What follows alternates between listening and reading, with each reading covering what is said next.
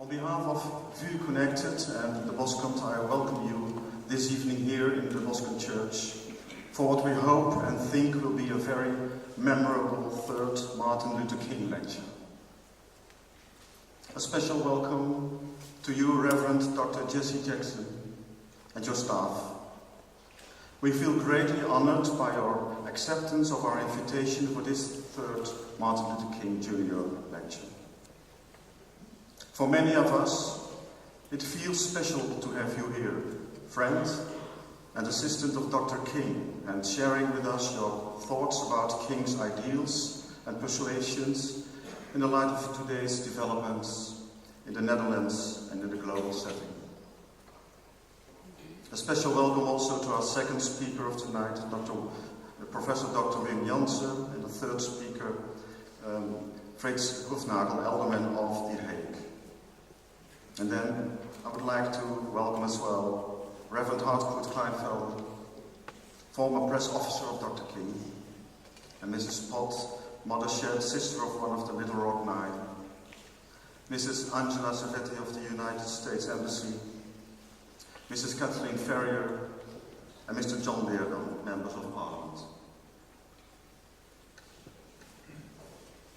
The dream of a promised land is probably one of the strong leading ideas in Western history. This idea in different varieties appeals one to stand up and head on the road to a better place or situation that is promised. Some dreams have it in them to place men and countries in motion, to start, support or evoke fundamental changes.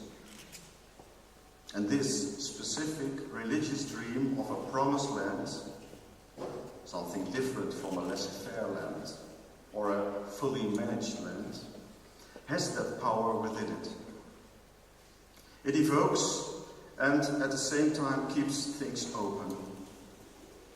There is a promise, but no blueprint. There is a direction. There is movement, but not a fixed destiny.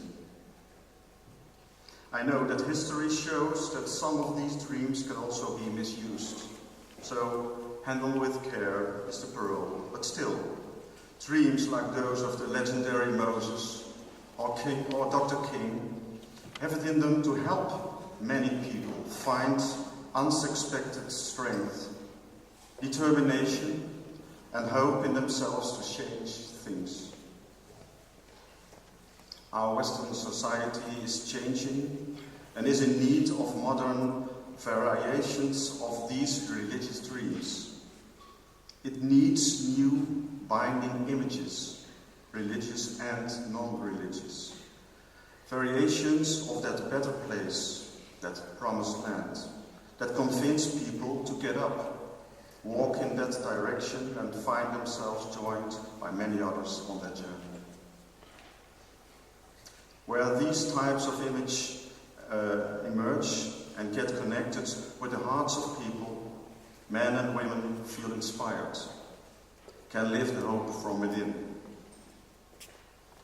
Our country is changing and people are looking for common ground, a new binding identity that includes rather than divides.